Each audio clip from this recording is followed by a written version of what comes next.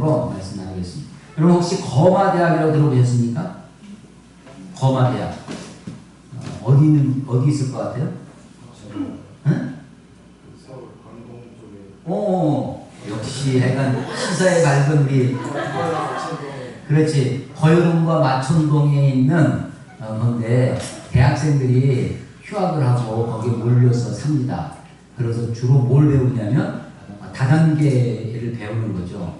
그래서 막 이렇게 강의 듣고 그러고서 물건을 사재기를 하고 그리고 그걸 사들고 자기 친구한테 강매하고 그래서 그냥 대박의 꿈을 꾸고 하는 그래서 이제 그런 것들을 이제 하도 대학생들을 이렇게 모집을 해가지고 해서 아예 그걸 거마대학이라고 지금은 이제 단속을 하도 이제 다단계법에 저촉되기 때문에 그래서 정말 패가망신하고 막 집에 뭐 몇 천만 원씩 빚을 지고 물건을 사재기를 하니까 그래서 자기가 등급이 올라가야 다이아몬드가 되면 밑에 사람들이 많이 딸려가지고 거기서 되는 수익으로 그래서 그게 이제 이름에 대학생들이 많아서 거마대학이다라고 하는 거죠. 요즘 이제 다단계 중에 상당히 요즘 최근에 많이 각광을 받고 있는 다단계가 있어요. 뭐 있을 것 같아요? 물담배? 전자담배? 전자담배? 아니 그거 말고 그 다단계 물건은 굉장히 많아요. 그 회사 이름. 애터미. 애터미가 여러분 애터미 그 사장이 혹시 구원파 그런 얘기 들어보셨어요? 지금은 거기서 나왔다고 하는데 구원파 라고 합니다. 이게요 다단계 뭐 그런데 가면 저는 한 번도 못 가봤지만 뭐와 비슷하냐면요 교회와 아주 비슷합니다. 그래서 그 애터미 그 사업장 설명회 이런데 갔다 오신 분들이 하는 얘기 보면 그 자기도 교회 열심히 다닌다고 그러고 이 형식이 뭐냐면 간증하는 거랑 비슷해요. 간증하면서 다 나와서 뭐냐면 자기가 성공 사례를 발표를 하는 거죠. 내가 어떻게 해가지고 내가 어떻게 망해가지고 쫓아만데 애터미를 알게 돼서 여기 와가지고 뭐 이렇게 했더니 몇 년 만에 지금 해서 지금 한 달에 뭐 몇 천만 원씩 순수익을 올리고 있다. 막 이런 거 성공 사례를 이제 발표를 그게 이제 교회의 간증이랑 거의 비슷한 형태입니다. 대부분의 자기개발서라든지 그 틀 중에 하나가 성공의 예를 통해서 성공의 샘플을 보여주고 그것을 꿈꾸게 하고 그걸 모델링하고 그래서 이제 가게 하는 거죠. 그런데 오늘 하나님의 격려라는 제목으로 오늘 하나님이 어떻게 예레미야를 격려하시나 하는 겁니다. 예레미야의 별명이 있어요. 예레미야 선지자의 별명. 눈물의 선지자입니다. 특히 예레미야 그 다음에 있는 예레미야 애가 자체가 그 애가 근데 슬픔의 노래거든요. 슬프다 이렇게 계속 노래가 나오는 거죠. 눈물의 선지자입니다. 무엇 때문에 슬프냐면 자기 조국 예루살렘 유다가 하나님 앞에 망해가는 거를 그걸 보고 심판의 메시지를 너희가 이제 곧 망하게 된다. 하나님이 너희를 징계하실 것이다. 하나님의 저주가 너희에게 임할 것이다. 라고 하는 것을 심판의 메시지로 계속해서 그러니까 사람들이 좋아하지 않죠. 그래서 그 예레미야 자신도 막 절망합니다. 그래서 내가 다시는 예언하지 않겠습니다. 하는데도 마음에 불붙는 것 같아서 예언할 수밖에 없는 그런 그렇게 절망에 빠진 예레미야를 하나님이 지금 격려를 하는 장면이에요. 어떻게 격려하시냐면 지금 우리가 지금 10절부터 읽었는데 1절부터 신수장 1절부터 보면 예레미야한테 여기 나오는 레갑의 아들 요나답이 등장하는데요. 이 요나답은 언제적 사람이냐면 지금 예레미야가 예언을 할 때는 기원전 6세기입니다. 남왕국이 멸망한 게 586년이거든요. 그러니까 그 남왕국 유다가 멸망하는 즈음에 예언을 활동했던 남왕국 멸망의 그 선지자예요. 그러니까 6세기경 사람입니다. 근데 요나답은 언제 사람이냐면 그로부터 200년 전쯤 사람입니다. BC 8세기경 사람이에요. BC 8세기면 북왕국이 멸망할 때입니다. 북왕국 722년에 멸망하고 히스기야라는 뭐 이런 때가 바로 8세기. 8세기형 사람이 요나답이에요. 요나답은 레갑 족속이라는 거예요. 레갑 족속. 레갑의 사람 요나답이 자기 자손들에게 명령을 했어요. 근데 이 자손들을 요나답의 후손들, 요나답의 자손들을 예레미야 보고 그 후손들을 데려다가 성전의 한 방에 초대를 해서 거기서 그들에게 포도주를 마시게 해라. 포도주. 이게 특히 이 팔레스틴의 이 전통 가운데 그들의 문화 가운데 하나는 누구 집에 초대를 받아갔을 때 음식 무엇을 대접해 줄 것이냐 이걸 묻지 마. 이게 탈무드에 나온 무엇을 묻지 말아라. 또 음식을 주면 그것을 묻지 말고 먹어라. 하는 거죠. 우리가 이제 뭐 해외 나간다든지 특히 이제 우리보다 좀 어려운 가난한 이런 나라 갔을 때 그들이 대접해 주는 것을 우리가 그대로 받아 먹는 것이 음식을 내가 수용하는 것이 그들에게 굉장히 서로 친구가 되어주는 아주 중요한 요소 중에 하나거든요. 그런 문화가 있는데 요나답의 후손들, 요나답은 지금 200년 전 사람의 8세기요. 근데 그 200년이 지난 그 자손들, 요나답의 자손들을 불러다가 성전의 한 방에서 포도주를 권해라 라고 하는 거예요. 그래서 실제로 하나님이 그렇게 하라고 하니까 선지자 보고 예레미야 선지자 보고 하라고 하니까 예레미야 선지자가 사람들을 불렀습니다.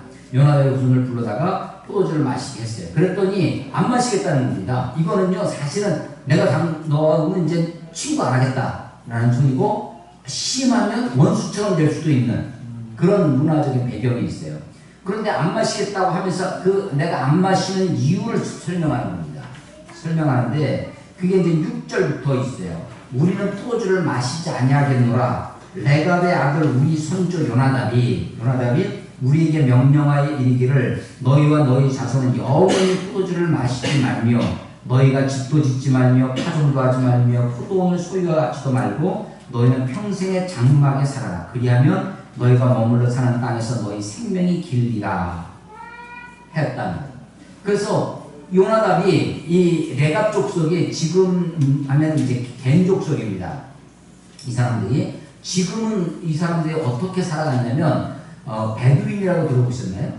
베두인족이 이렇게 베두인이 이 레갑의 후손이라고 생각하고 위로 올라가면 레갑의 누구랑 연결되는 거냐면 겐 족속이라고 했죠. 이게 모세의 장인 이드로의 후예들이라고 생각을 우리가 하고 있는데 이 사람들이 8세기 BC 8세기에 그 레갑의 자손들 요나답이 자기 자손들에게 너희는 여기서 영원히 살기 위해서 포도주를 마시지 마라. 집을 짓지 마라. 그러니까 아주 절제된 삶을 사는 겁니다. 그리고 장막에 거해라. 이렇게 하는 거예요. 지금도 레위 이 베두인족이요 이스라엘이 잘 사니까 베두인들이 그들이 보면 그냥 이 노숙자처럼 그렇게 보이니까 집을 져줍니다. 집을 져주면 그 집에 말들을 들어가 살게 하고 자기는 바깥에서 텐트 치고 살아요. 이 베두인이 그렇게 살고 있는 거죠.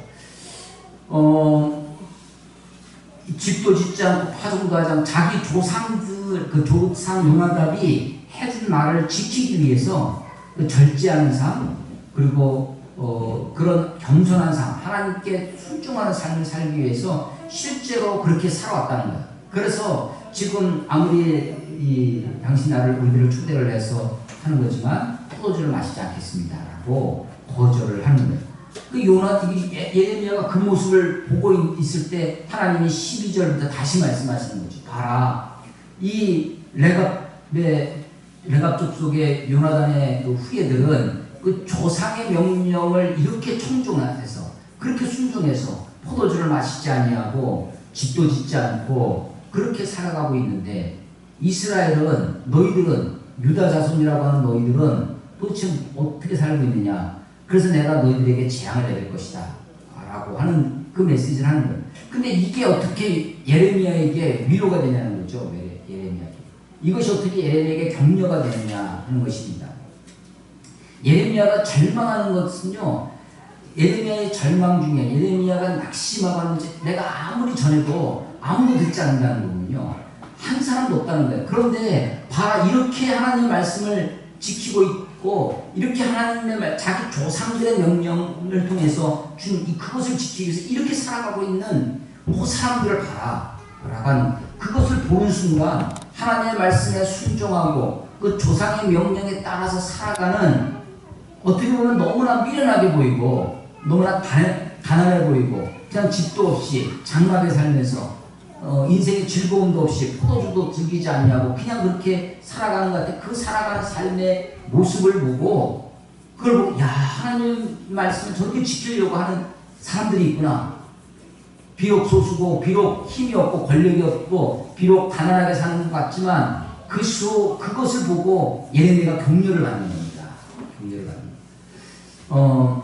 지난 금요일도 제가 잠깐 기도회하면서 말씀 나눌 때 노아 이야기를 했었는데 위로라는 주제로 제가 설교를 했었거든요. 위로가 느헤미야도 하나님의 위로라는 뜻입니다. 노아 느헤미야 할 때 네헤미야라고 하는데 이게 위로라는 뜻, 위안이라는 뜻입니다. 노아도 그래, 노아도 위안, 위로라는 뜻이 있습니다. 아니 어떻게 노아가 하나님의 심판, 방주를 만들었는데 그게 어떻게 위로가 되느냐라고 하는 하나님의 심판이 하나님의 위로가 된다는 것입니다. 이 예레미야도 이 요나답의 후손들, 자손들 정말 어떻게 보면 요나답까지만 이름이 나오고 이 사람들은 이름도 없어요. 이 후손들의 이름이 없습니다. 이름도 없고 정말 권력도 없고 힘도 없고 뭐 이렇게 부유하지도 않고 세상 번듯하게 살아가지 않습니다. 그냥 텐트 치고 살고 그냥 사실 반유목민이거든요. 유목민의 삶을 이렇게 살아가는 거죠. 그런데 그들이 그 약속을 붙들고 하나님의 말씀 명령을 붙들고 살아가는 것입니다. 하나님의 위로가 어떻게 나타나겠습니까? 정말로 하나님의 말씀대로 살아가는 한 사람, 그 한 사람을 볼 때 우리에게 희망이 되고 소망이 되는 것입니다. 자, 아까 제가 그 다단계를 말씀을 드렸는데 세상의 방식은 그렇지 않습니다. 세상의 방식은 성공한 모델을 보여주죠. 간증을 시킵니다. 그래서 그걸 따라오도록 저렇게 살아야 된다. 하나님이 축복해 주셨다. 라고 하는 겁니다. 그런데 어떻게 보면 아무것도 없어요. 그냥 그러고 삽니다. 그런데 하나님이 그것을 통해서 하나님이 그 시대를 위로하고 있고 그 시대 가운데 하나님의 뜻을 이루고 계신다라고 하는 겁니다. 이걸 보면서 예레미야가 격려를 받는다는 거예요. 격려를. 그래서 우리 그리스도인들이 어디서 격려를 받고 어디서 힘을 얻고 어디서 우리가 삶의 의미를 찾고 무엇을 바라보고 살아가느냐라고 하는 겁니다. 오전에도 제가 이성 중에 내 백성이 많도다라고 했는데 내 백성이 많도다라고 하는 것을 세상 사람들 식으로 다수의 힘으로 무엇을 이루어내고 그것을 압력을 행사하고 그들에게 그게 하나님의 방법이냐? 그렇지 않다는 것입니다. 여전히 바울이 감옥에 법정에 출두하고 고발을 당하고 어려움을 당합니다. 그런데 하나님이 환상 중에 보여주신 그 말씀이 위로가 되는 거예요. 하나님이 다 보고 계신다는 겁니다. 하나님이 우리의 삶을 알고 계신다는 거예요. 하나님이 우리의 삶을 평가하고 계신다라고 하는 거죠. 겉으로 드러나는 것이 아니에요. 내가 꼭 남을 짓밟고 올라가야 고지에 가야만 하나님이 우리를 기억하시는 것이 아닙니다. 여전히 가난하게 사는 것 같고 여전히 그래도 하나님의 뜻이 무엇인지 하나님이 나에게 주신 사명이 무엇인지를 붙들고 살아가는 사람을 하나님이 기억하시고 인도하신다는 것입니다. 예레미야의 생애를 보면 그 이후에 결국은 나라가 망합니다. 나라가 망하기 전에 소위 바벨론 친바벨론주의자 있고 친애국 우리 구한말 시대에 보면 구한말 시대에 러시아, 친러시아파, 또 중국 청나라파, 또 일본파, 그래가지고 이게 조선 땅 안에 여러 세력들이 있잖아요. 그래서 일본의 세력을 얻고 외세를 어떻게든지 힘을 얻어서 나라 이 정권도 차지하고 나라도 나름대로 자기들이 하려고 하는 그런 것들이 막 벌어지지 않습니까? 이 당시에도 그랬습니다. 그래서 특히 애국파, 친애국파들의 쿠데타가 일어나서 이게 실패하죠. 결국은 예레미야를 끌고 바벨론에 의해서 망한다고 했던 이 나라가 망한다고 외치는 이 예레미야를 애국으로까지 끌고 내려가는 그런 일도 벌어집니다. 결국은 예레미야의 삶은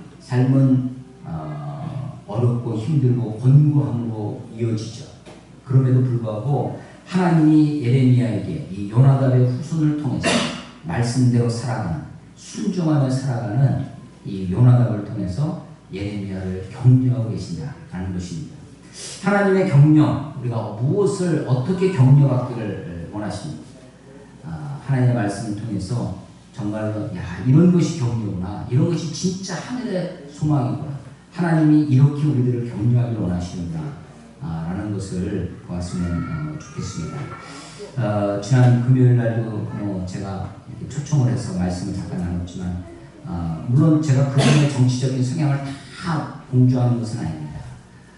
그 남기혁 조장이라고 하는 분의 그 신현 사상이라든지 이런 것을 제가 그 대안으로 제시하는 것을 제가 다 어떤 부분은 이해가 잘 안 되는 것도 있고 제가 잘 몰라서 이해가 다 못하는 것도 있고 어떤 부분은 좀 동의가 안 되는 부분도 있긴 하지만 그러나 자기가 믿고 있는 자기가 믿고 있는 예수, 자기가 믿고 있는 성경을 삶으로 실천해 가는 그런 모습들은 상당히 저에게 도전이 되고 저런 평신도가 있구나, 저렇게 살아가는 사람도 있구나. 그 생활 제가 가족을 꾸리고 있는 사람이니까 그래서 다 생활하는 거 물어보고 하죠. 어떻게 살아가? 그런데 일반 직장인들 자기가 박사까지 해서 그냥 자기 할 수 있을 텐데 아주 작은 월급을 가지고 그렇게 살아가는 거예요. 연구소에서 주는 것과 또 자기가 또 일주일에 하루씩은 생활을 해야 되니까 대학에 가서 강의도 하고 그렇게 합니다. 그러면서 자기가 믿고 있는 그것에서 소신 있게 살아가는 모습들이 하나님 말씀에 대해서 교회가 커지는 게 소망이 아니라 그게 비전이 아니라 저렇게 살아가는 것이 우리의 비전이 되겠다. 저런 삶이 우리들에게 격려가 되는 것입니다. 요나답의 후손, 레갑 족속의 요나답의 후손들이 말씀 앞에, 약속 앞에, 하나님의 명령 앞에 살아가는 모습이 예레미야를 격려했던 것처럼 우리도 우리 시대에 이런 사람이 되겠다.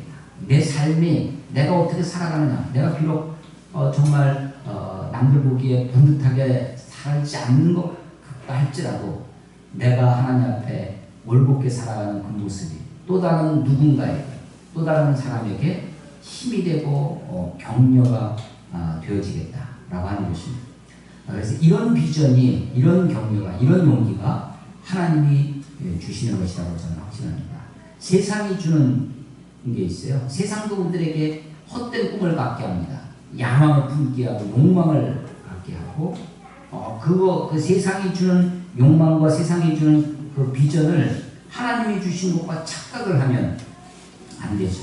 그래서 그런 것들을 구별을 해야 우리가 정말 하나님 앞에 가슴 뿌듯한 소망, 이건 정말 믿음이구나, 이건 정말 하나님이 주시는 거구나 라는 그런 확신으로 우리가 살아갈 수 있었으면 좋겠습니다. 하나님의 격려, 하나님의 격려가 필요합니다. 그리고 여러분들이 또 저와 여러분이 이렇게 사람들을 격려하는 사람이 됐으면 좋겠어요. 내가 성공해서 성공의 샘플로 간증하듯이 다단계에서 하듯이 혹은 그렇게 사람들에게 회자되는 것이 아니라 정말 내가 정말 하나님의 뜻대로 살려고 하는구나 라고 하는 그런 모델, 그런 격려가 여러분 자신이 될 수 있으면 좋겠습니다.